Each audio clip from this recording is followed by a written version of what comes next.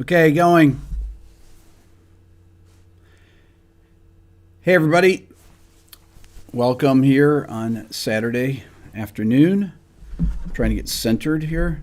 Before I get started, the discount code for today is RB900.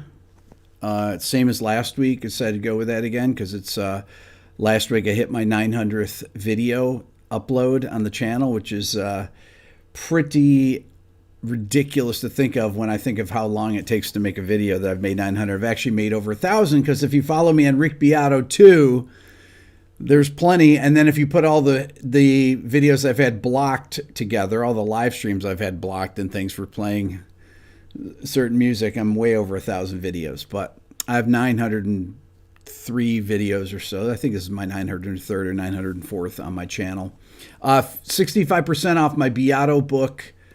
45% off my ear training program, and 45% off my Guitar Quick Lessons Pro guitar course, which is 5 hours of guitar instruction based on my Instagram. If you don't follow me on Instagram, follow me at rickbeato1.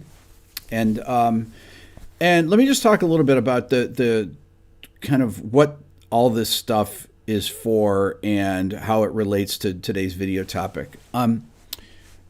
So I have one person that works here with me, and it's Billy. You guys met Billy last live stream. I showed you Billy. Billy's been in one or two of my videos, and most YouTube channels that have a couple million subscribers have an editor and all these things, and I don't have an editor. I edit my own videos. Billy edits some of the videos, but like the Sting video I edited myself, the Pat Metheny video I edited. I have to edit these videos because I have a certain aesthetic that I want to put forward of how the shots look, and it's just. Since I'm going to be looking at the edit anyways, I may as well just sit down and do the edit myself. And it takes a lot to edit an hour-long video, or my video with Brian May, or my video with Pat Metheny, which was an hour and 46 minutes, or my video with Seal, or my video with Peter Frampton. All these videos that I've done interviewing my musical idols, these are really involved multi-camera shoots. I had to hire a film company up in New York to shoot at the power station. Now, I didn't tell anyone I was doing this because with Sting, because in case it didn't happen, I didn't want to say, "Hey, I'm interviewing Sting," and then it doesn't happen. So you all understand that. So I never count these things until they've actually occurred or so. But this is the direction that I've wanted to take the channel over the past year, is to do some more of these interviews of my idols, musical idols, Sting being one of them, obviously Pat Metheny, Ron Carter, Peter Frampton, getting to have dinner with Joni Mitchell. And all of this is because of this channel and because of you guys watching the videos, essentially. I mean, the reach of my channel is why I've gotten to meet these people, because they have followed my channel. Why? Because they get suggested my videos just like anybody else. They turn on YouTube. If I make a video on Brian May, or if I make a video on Pat Metheny, or a video on Sting, they get recommended those videos. The algorithm is great at doing that, and Sting saw my videos. He saw why Sting is uncopyable, and he's seen some other videos of mine where I talk about his music. So, people reach out to me, and I mean, not personally, some people do, and I'll, video chat with them, like with Brian May, beforehand, and Brian and I then did the Bohemian Rhapsody together. We're actually working on a new video together, and Sting, I met, his publicist reached out to me about this. He has a new record coming out, and Sting is a fan of the channel, and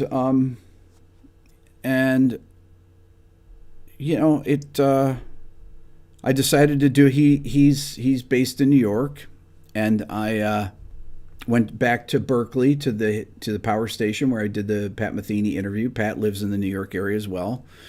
And it just seems like a logical place to do it at a recording studio. And I have to pay for studio time like anyone else. They don't gift me the time or anything. I have to hire a film crew. And this is what the things, people, when you support my channel, either through donations or, buying something that, like my ear training course or my Beato book or my guitar course, those are the things that actually pay for this stuff, because I pay out of my own pocket. I don't have any sponsors. You guys know the whole thing. I just haven't found a sponsorship thing that feels right to me yet. But the thing that I'm going to do is not have the content. I want to do what I want to do content-wise and make videos that are fun to make and that are interesting, that I think are informative.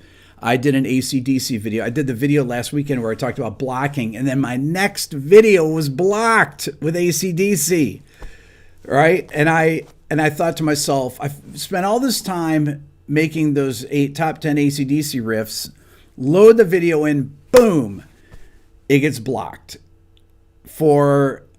because it thought that You Shook Me All Night Long was the actual version. So I thought to myself, I didn't know what to do. And I thought to myself, wow, okay, how do I make this happen? Well, I realized that it happened one other time, and it happened when I did a cover of Back in Black 3 years ago or so. It got blocked because it thought it was the original recording of that. So what I did was I went in and changed the bass note and played it a little bit sloppier, and it got the video unblocked. Okay. So that's these are the things to deal with that I still am dealing with. It doesn't matter how many subscribers you have, you get videos blocked just like anybody else. There's no tricks to this or anything. It just it is the way it is. So, people ask me, what's it like, my friends, what's it like to sit there and interview Sting, right? I mean, I've been listening to Sting, as I said, I think in the interview, since I was in 10th grade and Roxanne came out. I saw The Police on August 7th, 1983. How do I remember that? Well, I got the worst sunburn of my life on that day at Hollander Stadium in Rochester. It was incredibly scorching, the sun, and it's funny because Sting's guitar tech Danny was at the studio in New York, and he was the guitar tech back then because he's been guitar teching with Sting since 1979.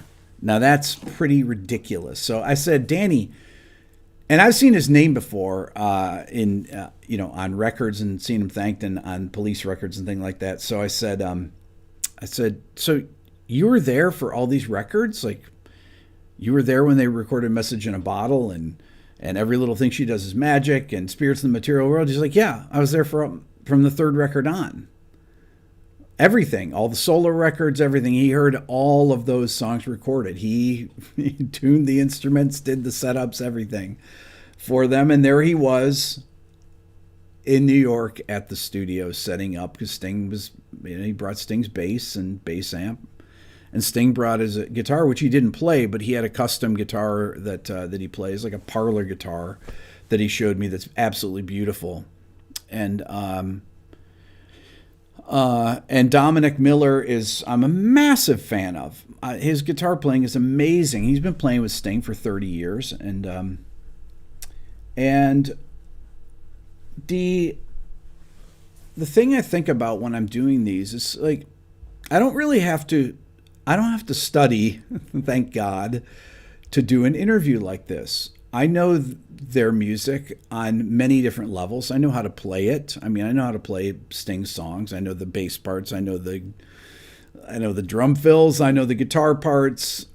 Doesn't matter if it's the Police or a solo catalog. I know what notes he's singing in the melody in relation to the chords, whatever. And I can talk about the songs on many different levels. But I think about them as a fan.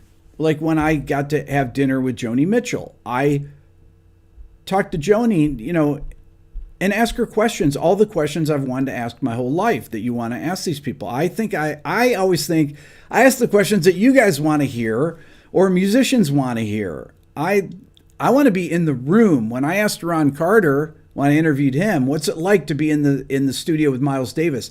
How far apart did you guys stand from each other? Oh, well, we stood close at first, and we realized the further apart we got, the better the sound was, and eventually we were into ISO booths, What's it like to be on these classic recordings, these people that actually did it? Sting, like I always say, I said it to Brian May, people don't realize that these recordings don't just appear out of nowhere. The songs are written, and they are recorded in a place and time, and then we enjoy them, but they become these mythical things. But they still they're made up of all this hard work. You think about all the vocal tracks on Bohemian Rhapsody, right? Or any song by Queen, how meticulously well recorded they are, or any Sting song or any Joni Mitchell song, and how many records they have and how many songs they wrote over their careers. And it's really astounding. And those are the things that I want to talk about. A lot of people ask me, do I get nervous? And I don't really get nervous because I think of them as musicians. And it's like being on a gig with somebody. It's Vinny Colaiuta played with Sting for, 10 years probably. And I played with Vinny. I've known Vinny for 35 years or so. I played with Vinny. As soon as Sting came in with Dominic, we were talking about Vinny. We talked about different things. And Sting's like, how long have you known Vinny for? This is before we started recording. And Sting had just come from the dentist. And he told me he had laughing gas. He said, I need to get a cappuccino. So the first part of the video, he was kind of maybe a little bit reserved until the caffeine kicked in. So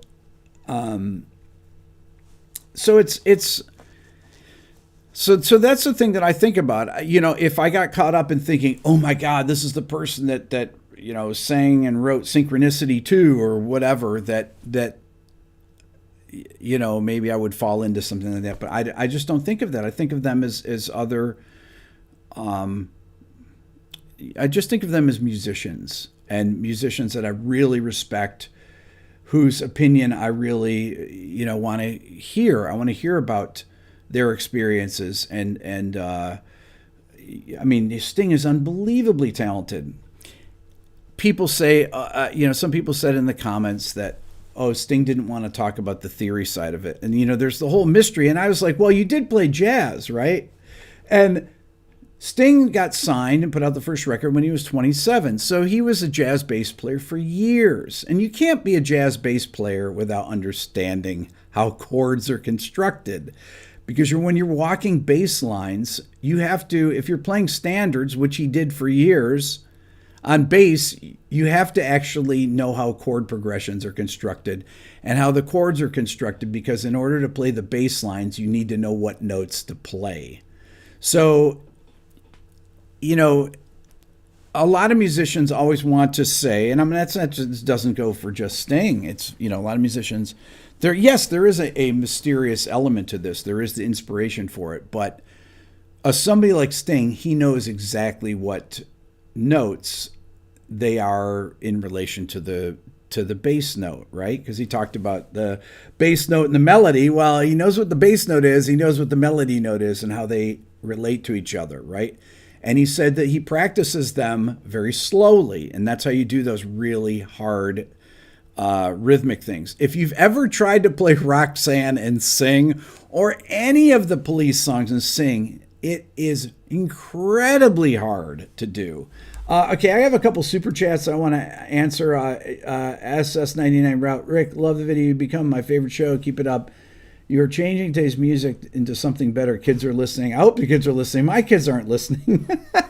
It's like, maybe they're listening now. That's awesome. Dan, thank you so much. And Jan, thank you so much. Or is it Jan?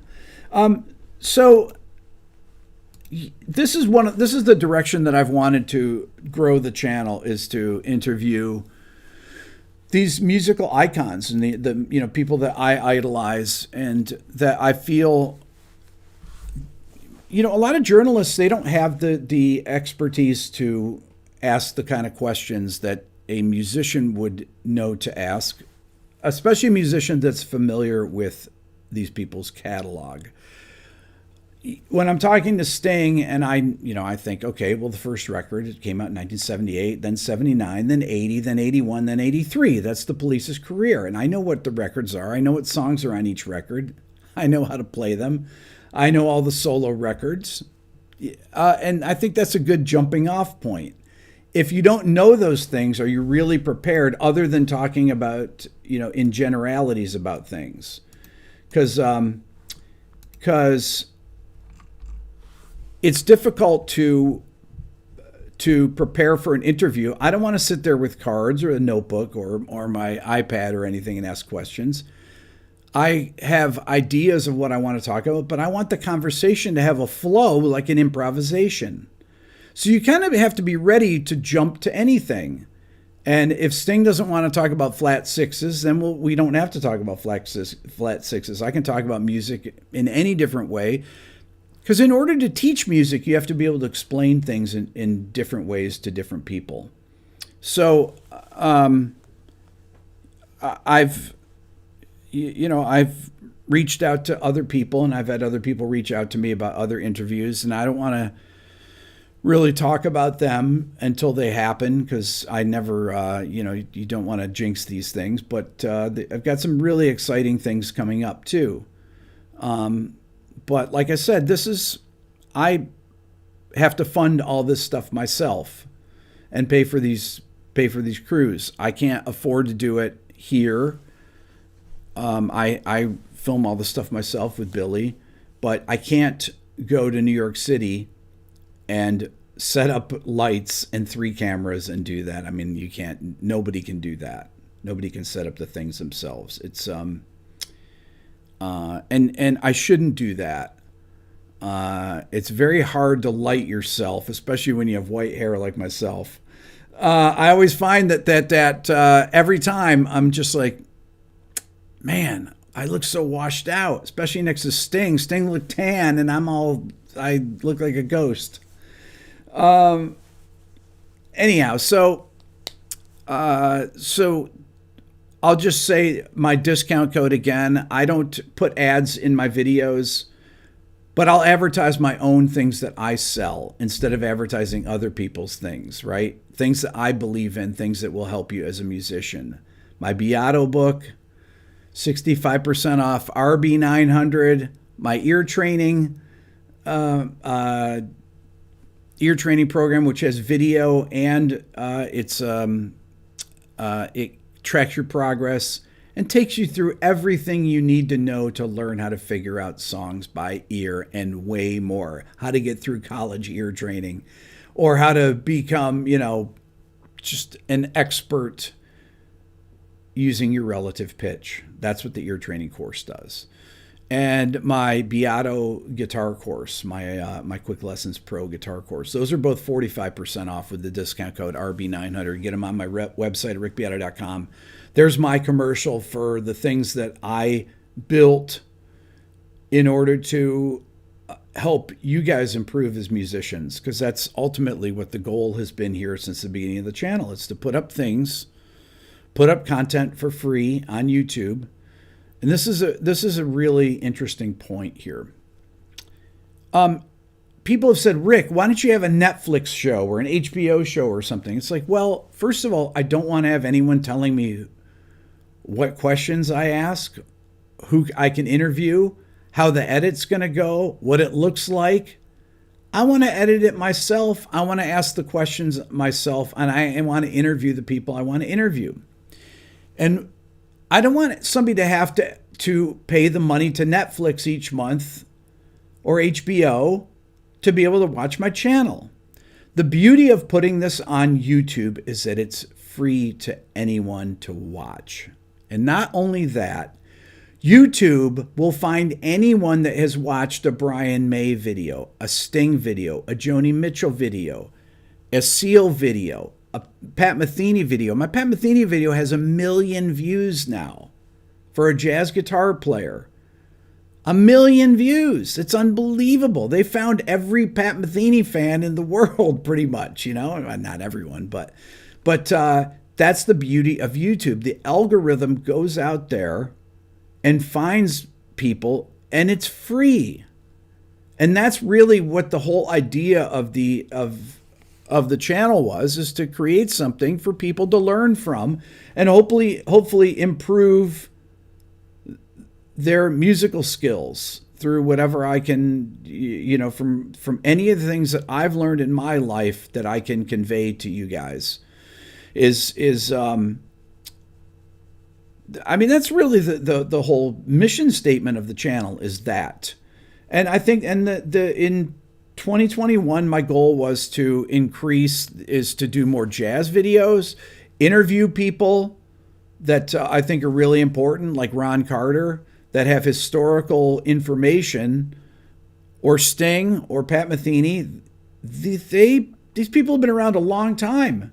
Joni Mitchell, they have historical information that is important to future generations. And if I can ask them about it, I try to ask questions that I've never seen asked before, or things I'm curious about. Whether it's, Ron, how do they mic the bass on your sessions with Miles Davis, or when you played on Speak No Evil with Wayne Shorter, or you played on Maiden Voyage with Herbie Hancock? Did you guys rehearse before? Did you rehearse for Miles sessions? And he told me that he went over to Rudy Van Gelder's studio in New Jersey with his 2 sons on Saturdays, and they would try out new microphones. It's like, wow, that is amazing. Who knew that? How far was the mic from the bass? These are the things I want to know, because I want to know what it was like to be in the room. Since there was nobody in the room on those Miles sessions, the people that are living, Herbie Hancock, Wayne Shorter, and Ron Carter are still living. Nobody from Miles' 50s, from the 50s quintet, has survived. Jimmy Cobb was the last person that passed away, which was in 2019. I did a video on Jimmy Cobb that not many people watched, but I did it because Jimmy Cobb needed to have a video.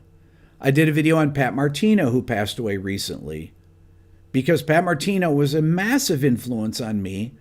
And I know a lot of people don't know Pat Martino. He's a phenomenal, one of the most gifted jazz guitarists of all time. And he needed the respect of having a video done and people in his legacy talked about. So these things are, for me, they're just things that I want to do, and I want people to experience them. Anyone can experience current artists, right? You're bombarded with them through video, through, my kids listening to stuff, whatever. Any place you go, anytime you go anywhere, anything, you're always being bombarded by all the latest artists. The new Adele record's out, and you can hear about it everywhere. She's on Oprah, she's on this, she's on that, right? But these other people, they don't have necessarily as big of a platform to talk to people. And because of you guys, my platform is a good-sized platform, and it's a place that people come and musicians come to hang out, and it's people like Sting watch my channel, or Joni Mitchell, or whoever. That's how I got to meet these people. How could I reach out to them? I don't know how to reach out to them. So this is this is where I want to take the channel in the future. I want to interview Brian May in person. That would involve going to England. I don't know when that would happen, but I'd have to find a camera crew over there and everything. And this is when you support the channel, these are the things that you support through donations. There's a donation link that's in the description here. You can find it on my website. It's right at the very bottom.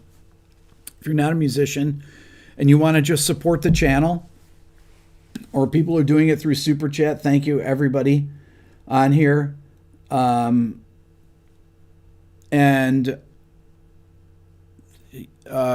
this is, where I want to take the channel in the future is to do more things like this, right? Is to interview these legends.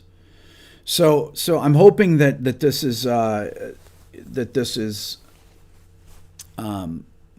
going to continue, and I'm hoping that it becomes easier to make videos on using music of the Beatles, of AC/DC, of Guns N' Roses, and all the other blocking bands, of the Eagles, of Fleetwood Mac. I hope that this comes easy. I want to interview Don Henley, honestly. I love Don Henley. I love the Eagles. And I want to ask him about this. Why do you block all these videos, Don? Tell me about this. Let's talk about it, I mean, I really don't want to talk about that. I'll talk about it in private. I want to ask him about his music. And that's ultimately what this is about. It's not about gossip or anything like that. I want to talk about the creative process with these amazing artists that I have incredible respect for. Why these particular choices in lyrics? Why the choices in melodies? I asked Sting about his bass part in "If I Could Ever Lose My Faith." Why did he do that only on the first phrase? And Dominic says, I didn't notice that. I think he said that. And he does it on the first phrase only, each verse. And it's completely intentional because he does it in the first verse and second verse, but he doesn't do it on the other two phrases before it goes to the chorus. It's amazing. And it's a hook. And every time I listen to it, I just wait for that. And it just grabs me. It gets the same every time, even though that song came out in 1993. So, and I remembered when I asked Sting, I talked to him about the flagships, and you need to have a flagship. I remember being in a studio in Ithaca, New York, Pyramid Sound, when I saw on MTV Sting was being interviewed before that record came out, and that was. And he said that I can picture it. Him talking about flagships. That's the exact thing that he used. Anyways, I'm going to do another ad here. This is my ad read for my channel. If you want to support the channel and become better musicians, my ear training course, 45% off. Discount code RB900. My Beato book, my Quick Lessons Pro, same thing, 45% off, RB900. And my Beato book, Music Theory textbook, is 65% off. These are the lowest prices that I've done. This is how I support my channel. This is how I pay for Billy to be here. And this is how I'm able to make videos without somebody telling me that I have to do an ad read 30 seconds in. For this long, and have to review my scripts. They literally do that. You have to have your ads reviewed by people. I'm not going to have ads reviewed by people. I'm not going to have somebody tell me how to edit my video, right? I want to edit it myself. Sting's publicist said, when are you going to put out the video? We did it on Tuesday. I said, oh, it'll come out on Thursday. She's like, what? I was like, yeah, I'm going to fly home tomorrow and edit it and put it out on Thursday. She said, okay. Wow, that's amazing. And why can I do that? Because I don't work for a company because I'm not on Netflix or anything, right? And you don't have to pay the fee. If you don't want to see ads, you have to pay whatever it is, $12 a month for YouTube. And I would suggest that. Or get an ad blocker. Although somebody told me ad blockers don't work anymore. I don't know if that's true or not. I pay the $12 a month on YouTube so I don't see ads because I get annoyed by them. Jonathan says, what about interviewing Jimmy Page? Well, that's a possibility. I'm trying to make these things happen. All the people that I see in the thing, Stevie Wonder, I'm trying to make all these things happen. I don't have a manager. I don't have anything like that. I don't have anyone. I have to do the stuff myself in addition to making the videos, in addition to having a family and 3 kids and everything. So your support is more than welcome, and go to my store and invest something in yourself, right? Donate to my channel, become a member of the Beato Club. That's like Patreon. Like I said, though, if you're not a musician, you want to just donate to the channel, you can donate. There's a donate link in the description or at the bottom of my website at rickbeato.com. But, I suggest take my ear training course. It's not there's no yearly charge or anything. It's just a one-time purchase, and that's it. And it's 45% off right now. RB 900. You want to get a better ear to know what notes Sting is singing over the chords, know what the chord progression is on I Burn For You or Fortress Around Your Heart. How do I figure this stuff out? From knowing about intervals. That's it, right? And then you develop your vocabulary of recognized sounds. Oh, that's a sus4 chord he's playing there. Oh, that's a power chord. Oh, that's a major 9 chord, with no third. Those are the voicings. Sting said, I came up with 3 great voicings. And he did. He came up with 3 great voicings. And he put those 3 great voicings. Yeah, I see this isn't a green screen here. Those 3 great voicings are all over a G minor, right? He's doing that's the first voicing, second voicing, third voicing.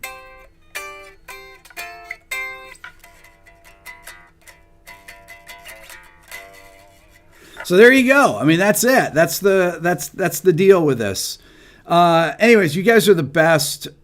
I have another special surprise coming up this week, video surprise. So stick close. If you haven't subscribed to the channel and you just always come here, subscribe. It actually helps. It helps push the channel out to more people. It helps the numbers here on for people to come to the live streams and things like that too. So and comment on the videos and like them too. That's a big thing. Like this video as well. But I could use the financial support on this to do this because I can't do these things. I mean, this thing is was to go to New York City and rent a studio and get a film crew is I mean, it was unbelievable. But I'll do as much as I can do. So you guys are the best. Thank you so much for watching. Have a great rest of your weekend. And go to rickbeato.com. Thanks. We'll see you guys later.